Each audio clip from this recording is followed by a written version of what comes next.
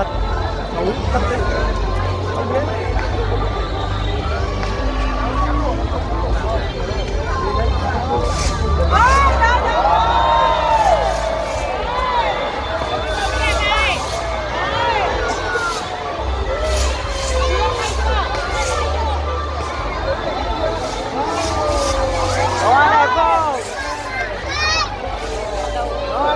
Kéo nó rơi vào đầu nhá.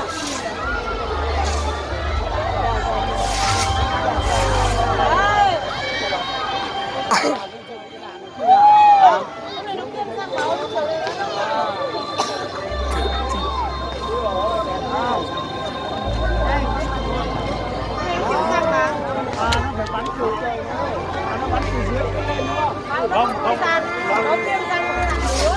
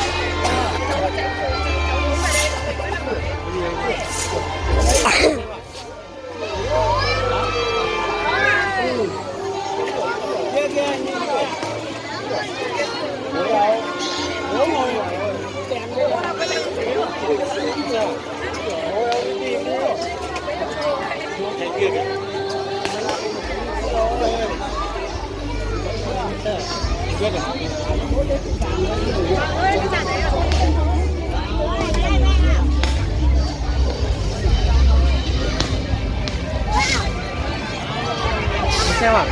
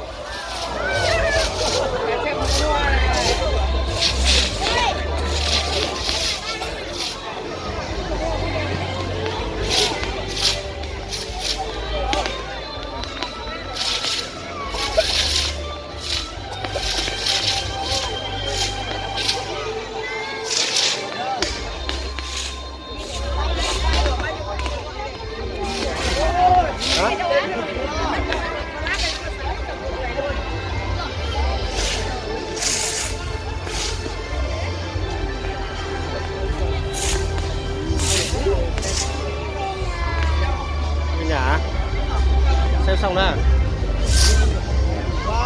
xem à, sợ à? Sợ cái đá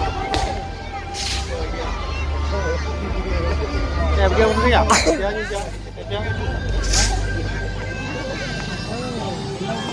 Không hết.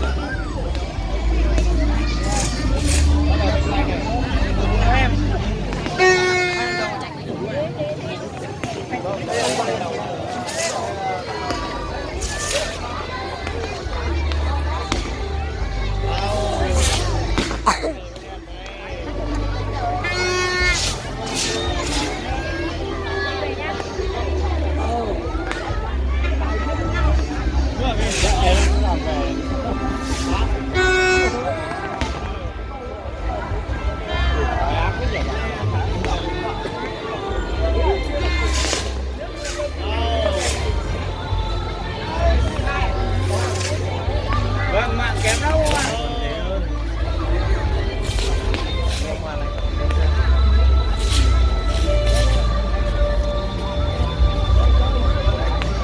Đây, bắt chuột.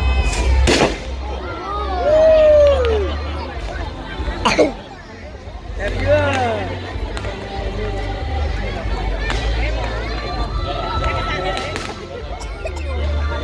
Đấy rồi em ạ. Mỏi rồi. Đấy, đẹp chưa? Đấy, bay rồi kìa.